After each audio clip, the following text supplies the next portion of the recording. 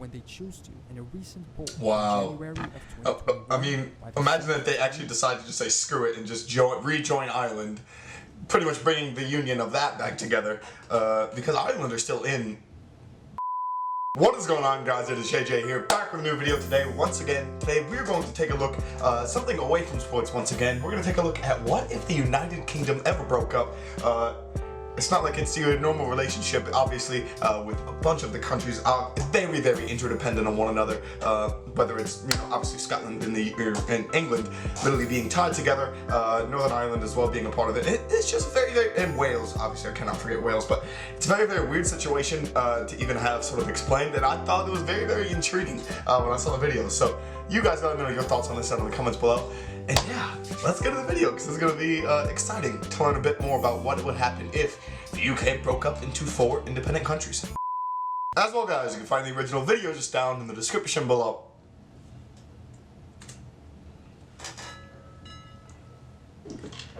The United Kingdom. Today, there are 4 countries in the United Kingdom: England, Scotland, Wales, and Northern Ireland, and then other smaller possessions. Their capitals are London, Edinburgh, Cardiff, and Belfast, respectively. Apart from England, each country has their own governments, each with varying powers. And this is a key detail, because by not having its own local governments, we understand the weight and power that the English have in ruling the United Kingdom. This might be historically justified or not, but it happens nonetheless. They didn't always exist together, and in fact, their union is reasonably recent when it comes to the big picture of history. The union between the Kingdom of England, which included Wales, and the Kingdom of Scotland took place in 1707 to form the Kingdom of Great Britain, followed by the union with the Kingdom of Ireland in 1800. Northern Ireland, with Northern Ireland. Seceded from the UK in 1922, achieving independence. So, what if, following the early example of the Irish, the other constituent countries of the UK also seeked to achieve their independence in the coming years? Whether we think it would be good or bad, I think we can't deny it's a possibility. It is. A lot of people across the countries, some more than others, have argued for this separation. So in this video, imagine if Scotland was its own country. What if the UK separated itself from one nation into 4 or even more separate and independent countries? First, here's why it could happen. When I usually do these videos, like I did for the United States, you did one for the United States as well. Imagine if the United States actually did end up splitting into like multiple bits. Obviously, it would never happen because the thought of secession is, I don't know, a bit unbelievable. But California, for example, places like California, New York, Texas, like Florida, these are states, well, maybe with the exception of Florida, who have a humongous GDP in themselves, and could easily form themselves into some of the wealthiest nations if they were nations by themselves, let alone a part of the United States of America. So, and Alaska and Hawaii as well are little tricky ones, but yeah. Not completely impossible, but in this case of the UK, at least as I made this video, the possibility is reasonable, or at least existed. Scotland's independence was put to a vote already. It lost, but not by much, and circumstances have changed a lot. Key factors which were keeping Scotland in the UK have gone away. When the UK voted to leave the EU in yes won, it only won overall in England and in Wales. In Scotland and Northern Ireland, they wanted to remain. And in Scotland's case, a big majority voted to remain.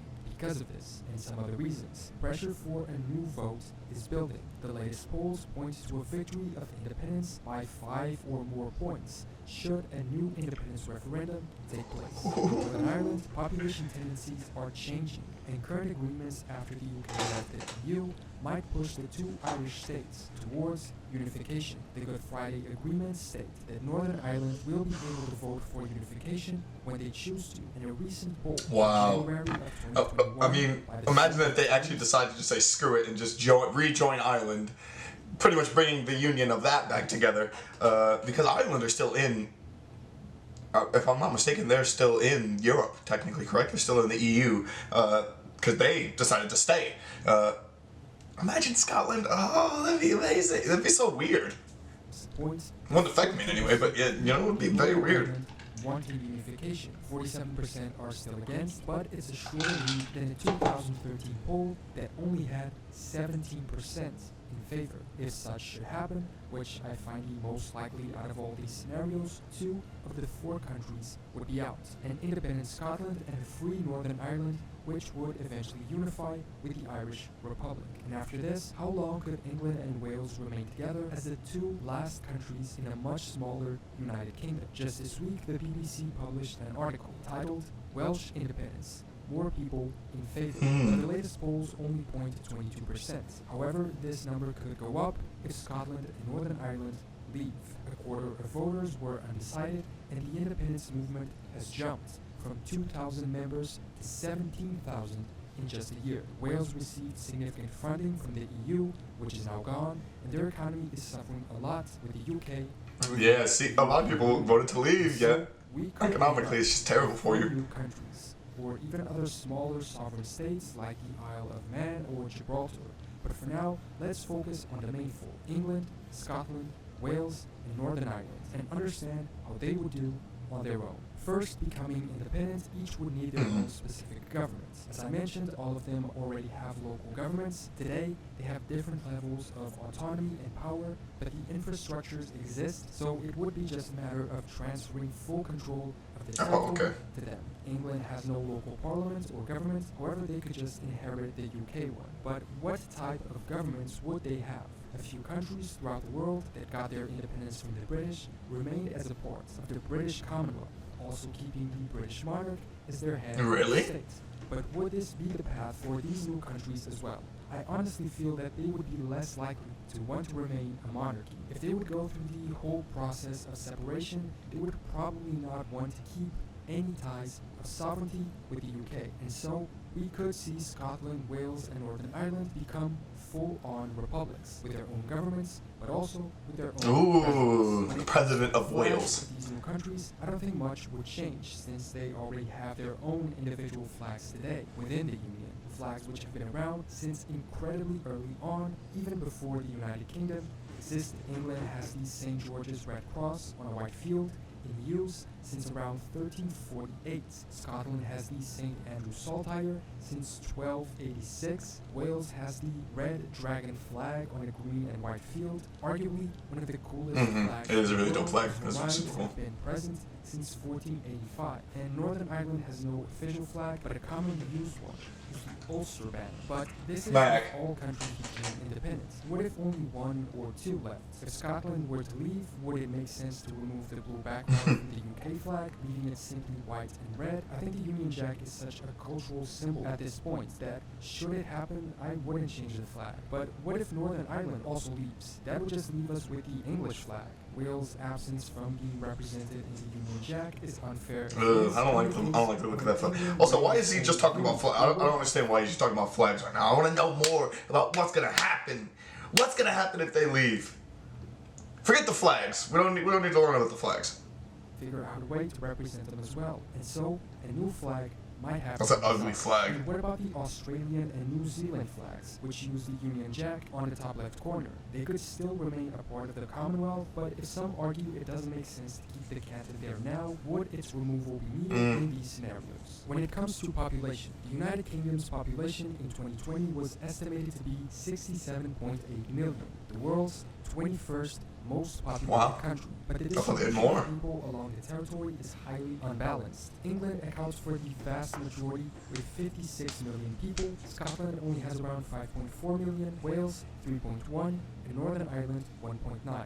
England would therefore remain in the top 25 most populated countries in the world, while the other 3 would be significantly smaller. Scotland would be just ahead of Slovakia and behind countries like Finland or Denmark, Wales between Mongolia and Bosnia's population numbers, and Northern Ireland between Guinea-Bissau and North Macedonia. Although joining the Republic of Ireland, the Irish island would then account for a total of 6.7 So Ireland would move ahead of Scotland. When it comes to the religion of these various peoples, there aren't that many differences. Christians are the vast majority in all 4 countries, 60% in England, 57% in Wales, 53% in Scotland, and 82% in Northern Ireland. The second largest group are non-religious people. Oh, okay.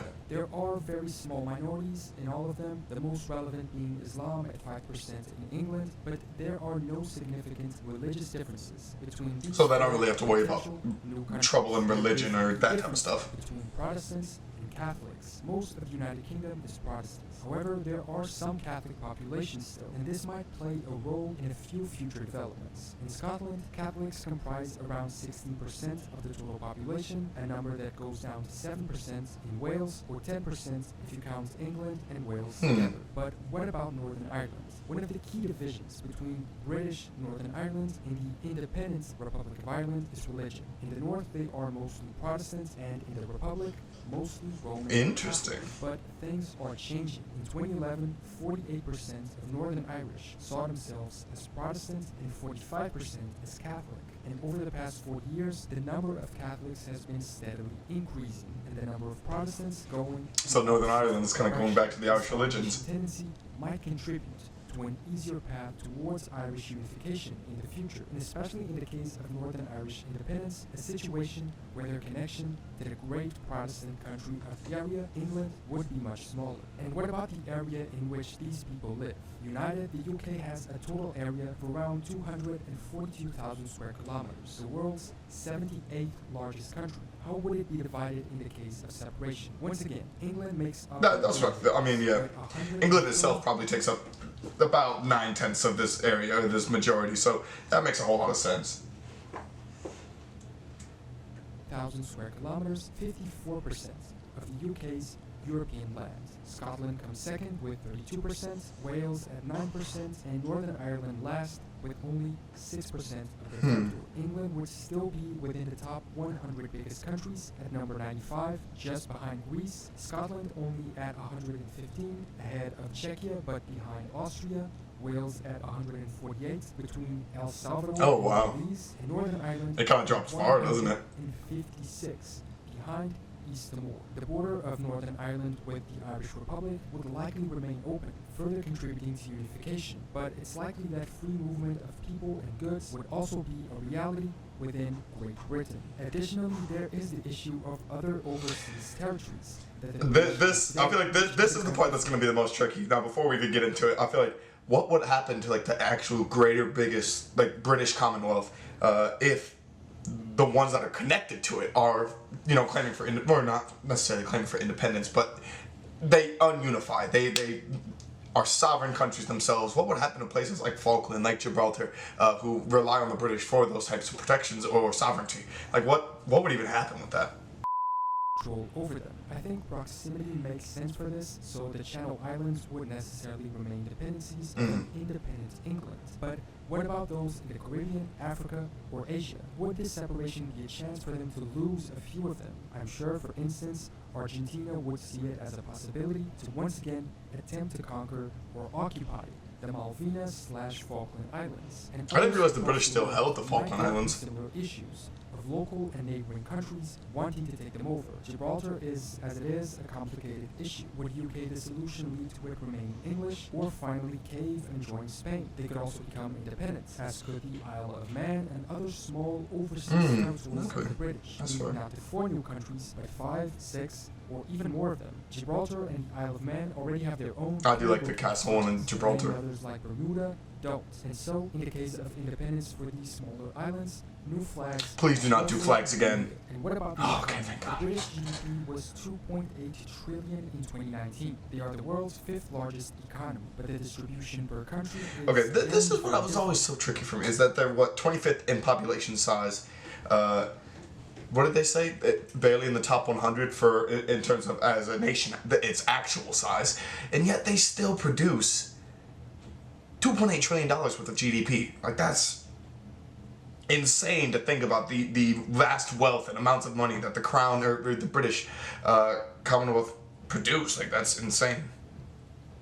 England accounts for most of it, with London alone London, yeah. part of their economy. I guess that's why there are even some people who have the crazy idea of London becoming its own independent city-state, sort of like what Vatican is to Italy, but for companies instead of the church, I guess. Out of those 2.8 trillion, 2.4 were generated through and in England. Although if you exclude London, that number falls to 1.7 trillion. However, still very much ahead of Scotland at 200 billion. So 700 billion comes from London alone. Northern Ireland at 50 billion.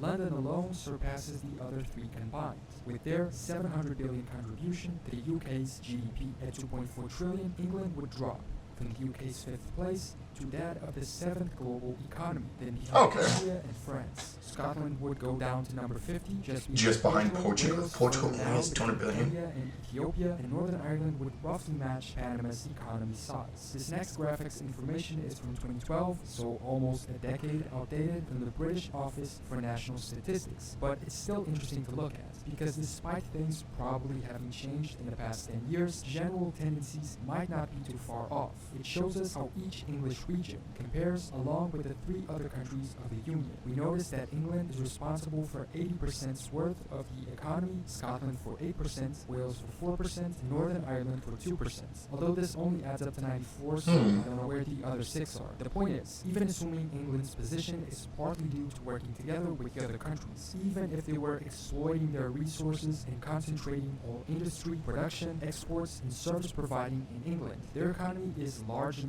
bigger, and at the moment of a breakup would be the biggest. Obviously that without the resources of the 3 countries and with the 3 establishing their own This is such an insane economic statistic to think the of. benefit of the other 3. So far, in population, territory, and economic terms, England would retain much Yeah. of what the UK already has. Now, obviously, I think at least immediately there would be a very big drop from no longer working together, and each of the countries might lose. I think significant amounts especially of GDP. Northern Ireland would lose a very, very large amount of money by being separated from the rest of the UK. However, them joining Ireland would help that drastically. But like Scotland and Wales, for example, I could see them having big issues as countries. Scotland would probably try to rejoin the EU, which, I mean, that would actually help them. I'm not sure if England would, though. Like, it wouldn't make sense. This is all just extremely confusing when you think about futures and analytical statistics related to economics. It's baffling. Yeah.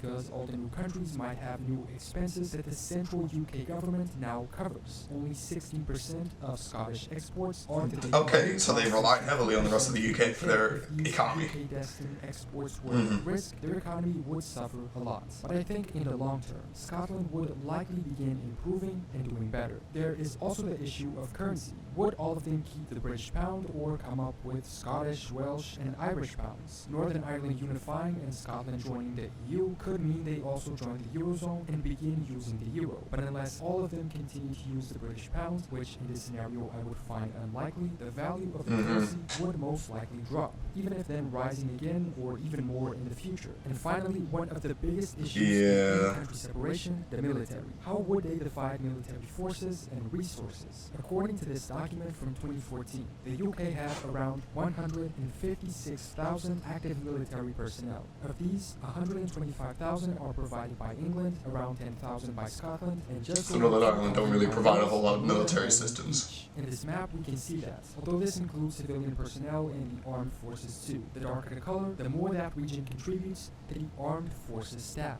While Scotland surpasses certain regions of England, England altogether has a large lead over the rest. And so, in the event of a separation, having the most land, the most people, and the biggest economy, it makes sense that most of the military resources would remain there. Scotland would actually have a decent sized army for themselves. From scratch. Northern Ireland's almost absence of armed forces would be another step towards unification with the Republic of Ireland. With the potential loss or independence of the British overseas territories, the last remnants of the once gigantic British Empire would effectively be in danger and possibly disappear forever. The United Kingdom's role as a major country in international politics might also come to an end, damaging their seat at the table. I mean, who would occupy the UK's permanent seat on the UN Security Council? My logic would dictate England has the biggest chance, but I'm not sure they would would. justify their presence without the existence of the UK as a whole. The economies we saw before separating would bring their economic I don't know, England I feel like would be growth okay, down. but it's just, yeah, it's just a completely different story. Eventually Scotland maintain their presence in the G20 or G7 groups, their power and influence would decrease, as their economy would be much smaller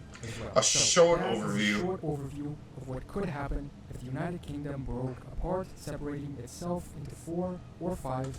or Okay, more well, yeah, that was actually, it's a lot to think about when you actually think literally every single bit, obviously. Area, religion, domain, population, economy, internationally, currency, military, unifications of other countries involved in this, such as Ireland or rejoining the EU. There is a lot involved in this.